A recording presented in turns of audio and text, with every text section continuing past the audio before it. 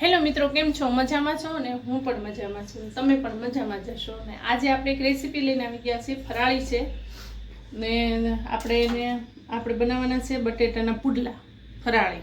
તો એની માટે આપણે 3 નંગ બટેકા લીધા છે, પછી લીલા મરચાં અને કોથમરી લીધી છે, ધાણા ભાજી, પછી અજમા, કાળા મરીનો પાવડર, તલ, મીઠું ને ઘી.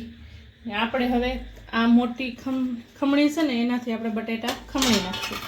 બટેટાના લાંબા લાંબા આવી રીતે આમ લાંબા થવા જોઈએ, મોટી ખમણી રાખવાની, આવી રીતે લાંબા થવા જોઈએ. આપણે આ બધા બટેટા ખમણી નાખશું. આપણા બટેટા બધા ખમણાઈ ગયા છે, એની અંદર આપણે મરચાંના ટુકડા નાખી દઈશું, લીલા ધાણા નાખી દઈશું,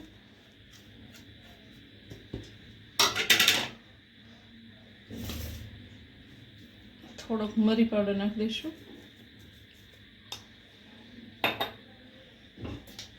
થોડાક અજમા નાખશું,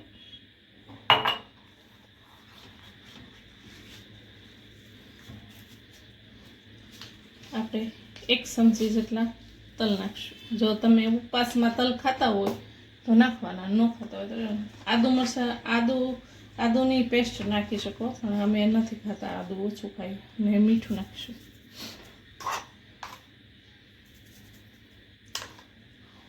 જેટલું મીઠું ખારસ ખાતા હોય પણ બધું મિક્સ કરી દઈશું.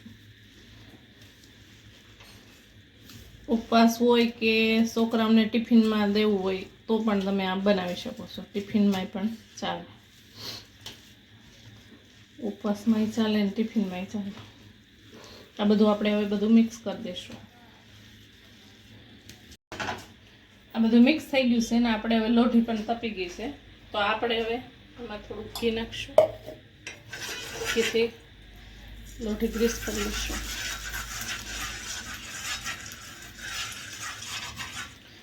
ને આપણે પુડલો રાખીશું.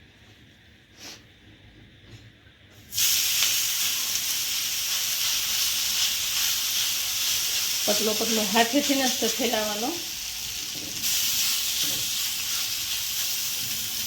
તમારા ઘરે કોઈનો ઉપવાસ હોય તો તમે એકવાર ટ્રાય કરજો. જો ઉપવાસમાં તલ ન ખાતા હોય તો તલ ન નાખો તો પણ ચાલે.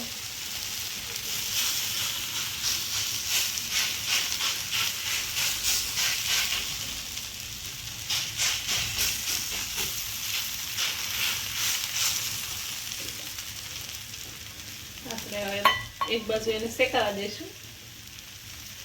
હવે આપણે એક બાજુ પુડલો સડી ગયો છે, હવે બીજી બાજુ આપણે ઘી નાખી દઈશું ને આપણે હવે પુડલાને પલટાવી દઈશું. મસ્ત કલર આવે, ડિઝાઇન પણ મસ્ત બનાવી. હવે જ્યાં સુધી ક્રિસ્પી ન થાય ત્યાં સુધી આપણે આ બાજુ સડવા દઈશું. તૈયાર છે બટેટાનો. હવે આપણે એને ઉતારી દઈશું.